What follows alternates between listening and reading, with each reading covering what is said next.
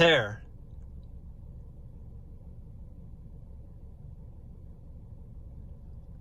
So you'll see on my Bluetooth in this Mazda 3 2010, when I attempt to pair new devices, the system gets stuck in this pairing mode and doesn't allow a new device to pair.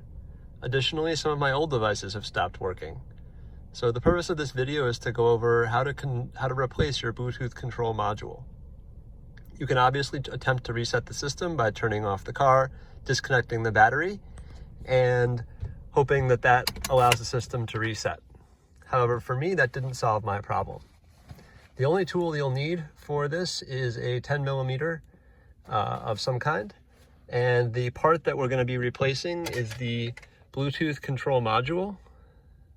I purchased an OEM used control module for $20 on eBay, and they're readily available on eBay, or you can go for an aftermarket one if you want. So the first thing to do in this fix is to disconnect the battery. If you haven't done that before, you'll pop the hood right there.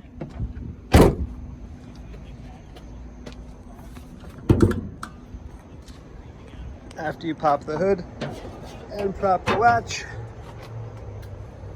I'm going to disconnect the negative terminal.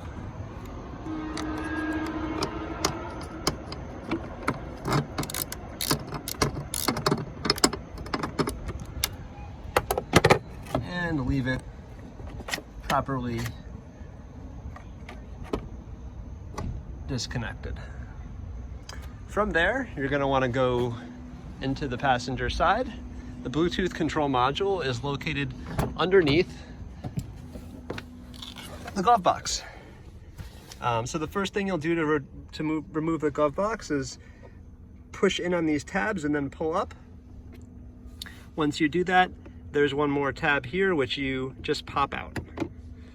With the glove box out of the inside, you'll then need to remove two 10mm sockets. The first one is located right here, and the second one is located right here. You can use actually a screwdriver or a 10mm, as these are the fasteners. Once you've removed those fasteners and taken out the glove box, you'll then pull fairly firmly along the top to loosen this up. You'll notice that down here, there's a ribbing which slides in and slides underneath this area of the plastic edging here. So you want to make sure to pull that in, pull that out, and once you pull all that out, you will expose the interior light for the glove box. On the top of this, there is a screw, just a normal Phillips head that you remove. Once you've removed that, you can just pull that off to the side and pop the glove box down. Okay, doing that reveals what we're looking for here, the Bluetooth control module. So to loosen up this Bluetooth control module, I'm just gonna come down a little further to show. There are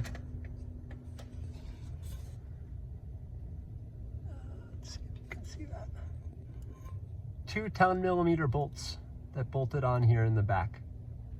So we're just going to remove those two 10mm bolts.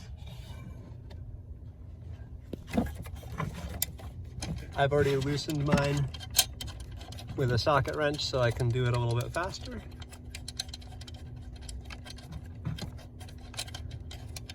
Just going to put the phone down here.